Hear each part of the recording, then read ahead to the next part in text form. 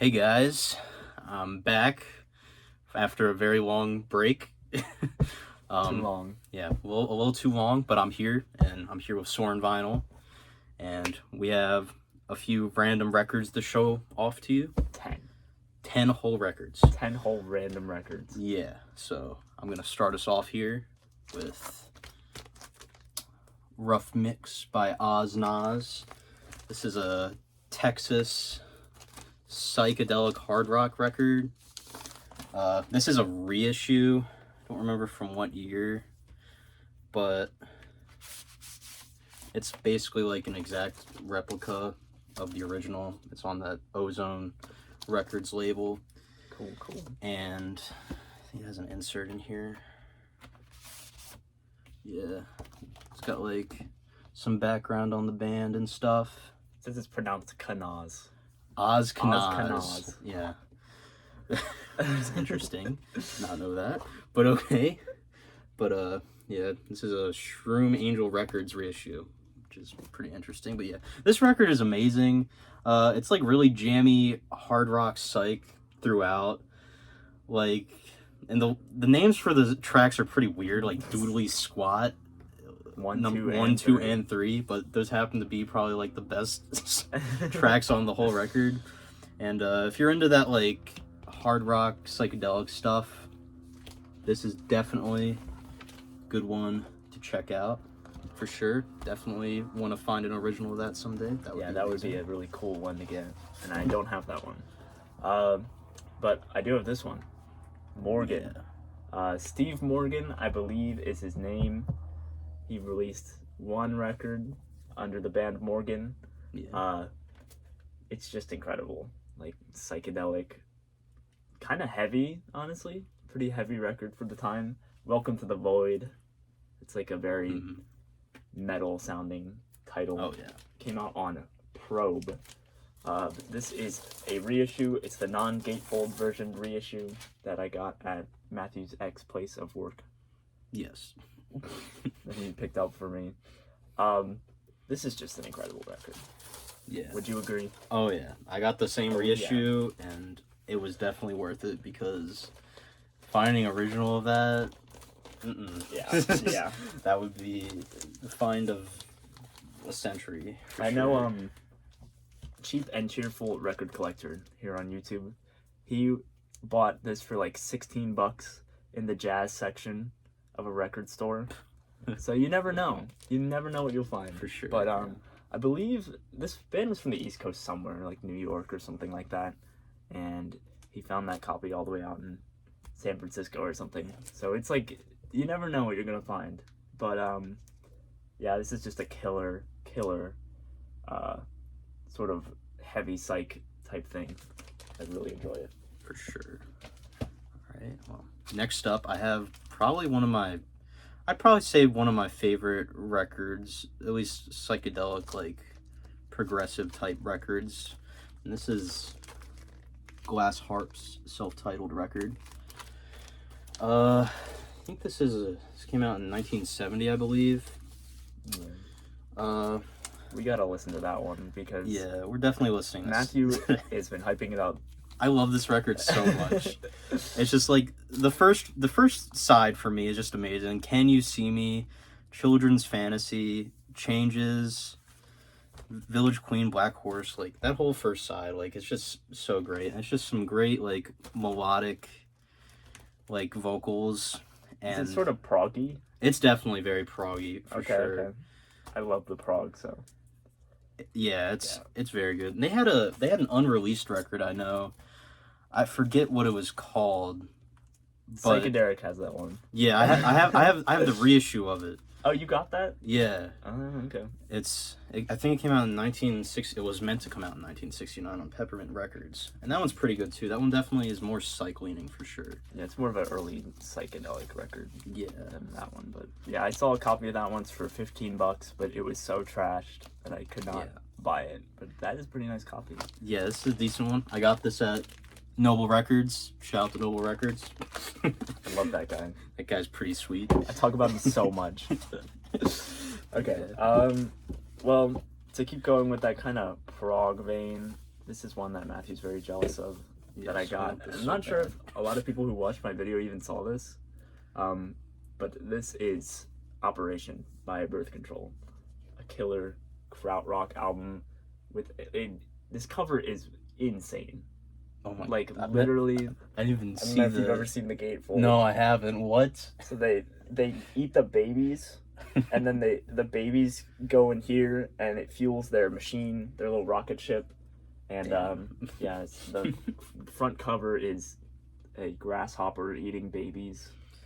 So this strange looking woman births the babies, and then they get eaten by the grass. It's ridiculous. And that's what the music is like on this album. Yeah, for It's got the Pope on it, so it got banned in France or something. But yeah, this is not an original pressing. I wish it was. And also, you know, not the greatest shape, but it's still on that ear label, which is a very collectible label. For sure. Which I will not pronounce because it's in German.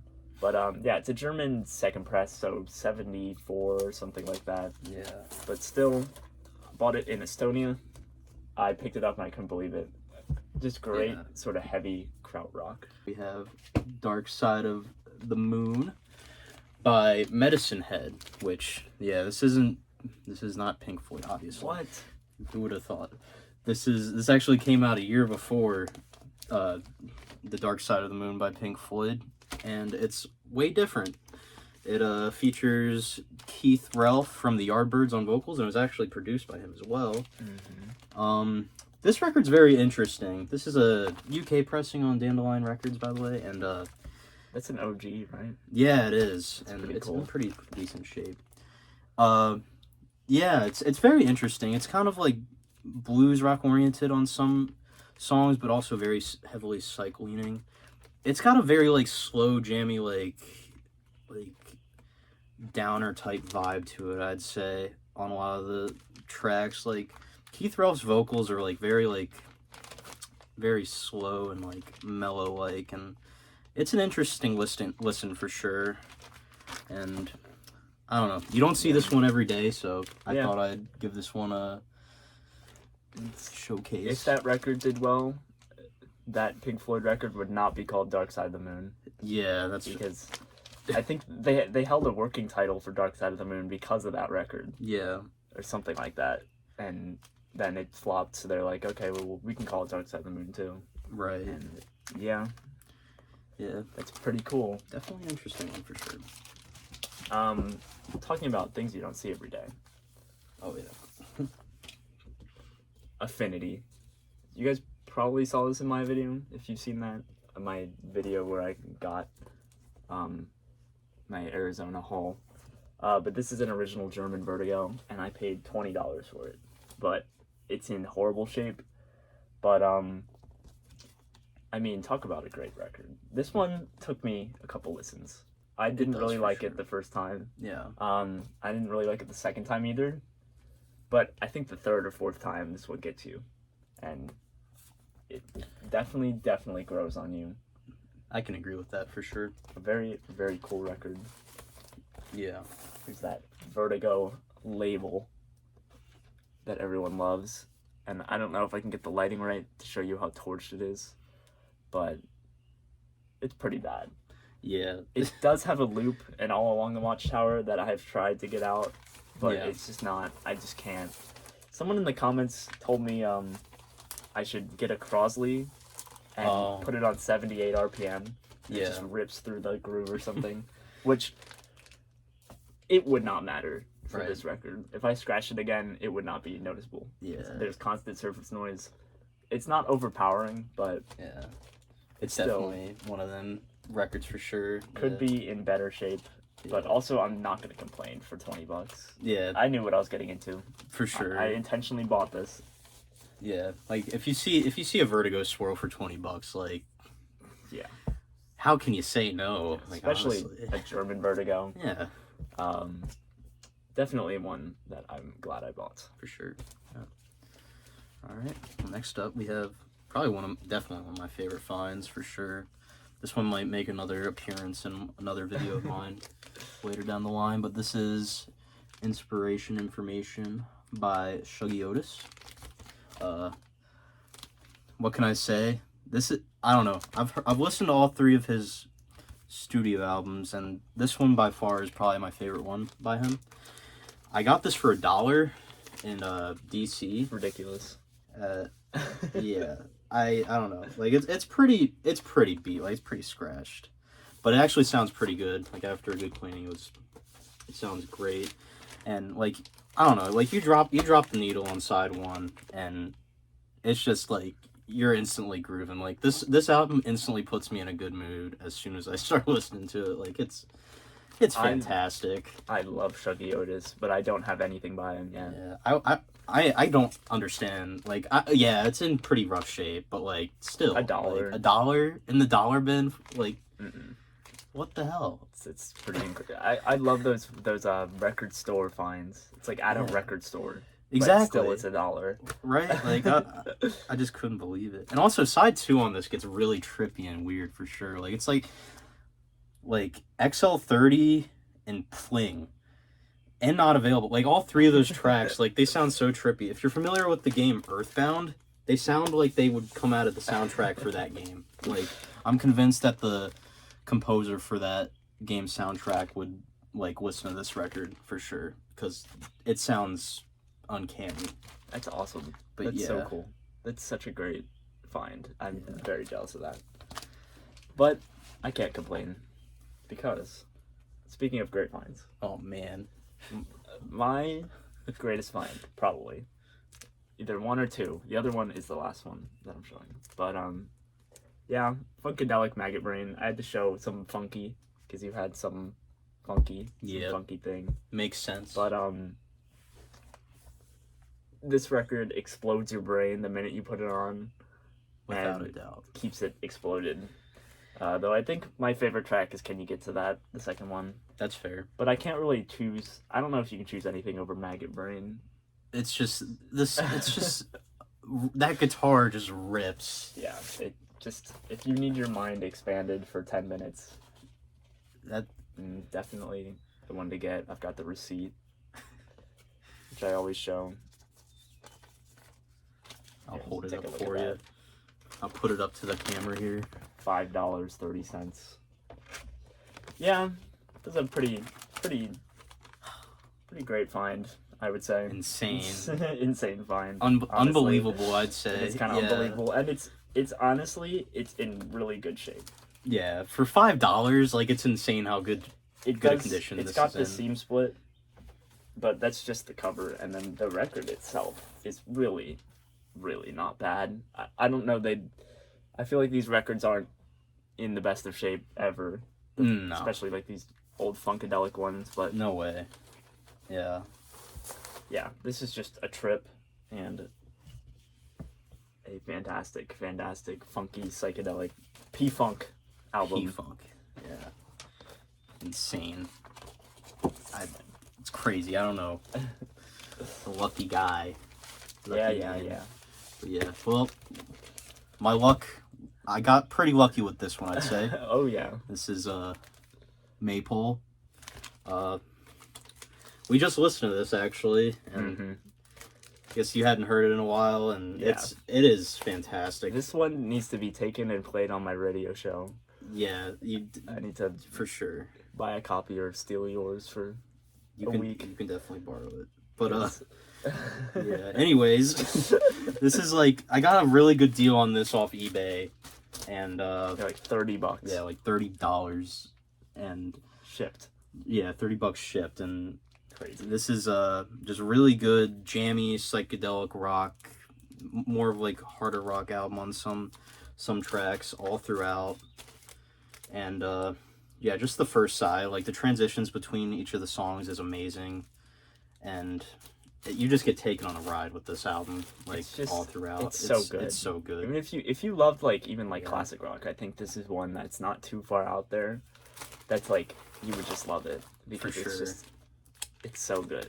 It's just such great songwriting, great stuff. Yeah, it's just one of them albums where like it's a shame that they were on such a terrible label, because I feel like this band definitely could have at least put out another record at least. Right. Like they are so good. Very talented group of guys. They are so good. From Baltimore.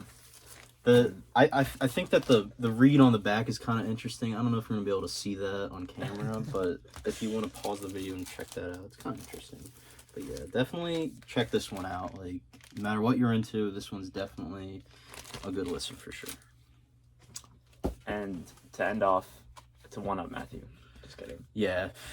My best. This is probably my best find ever. Everyone knows it. If you're into my psychedelic stuff, if you're watching my channel or Matthew's channel, I feel like you know this. Easter Everywhere by the 13th Floor Elevators, an original first pressing with the Posturos misprint and the inner sleeve. Oh, that's so cool. These are impossible to find, and I got one for $15. The receipt's in here somewhere, but I don't feel like pulling it out. How? It's kind of going to be some sort of issue. Yeah, at a Zia Records. So, again, at a record store, in the there's a section for the 13th Floor Elevators. This was in the 13th Floor Elevators section of a Zia Records. That never happened. And this is not the best copy, but it plays, and it plays pretty well. There's one skip on the song Dust that I'm too scared to try to remove because of what this album is, and I don't want to ruin this in any capacity. But I played this last night, and the second you hear that intro guitar riff to Slip Inside This House, you just like melt into your chair. It's true. It's just incredible. Yeah, this record is definitely a melter, and I don't understand. I don't understand either. Like, I really don't. It's insane, especially with the fact they literally had a section for 13th Floor Elevators. You think? I know. You think they'd be aware? They would know, but it's probably some teenager pressing records at Zia Records, and they just messed up. Yeah. Messed up big time. But yeah, to get the inner sleeve too. I didn't even know this existed, this inner sleeve. Right. And just to find that in itself, in the record, the first pressing with the misprint. Cool, man.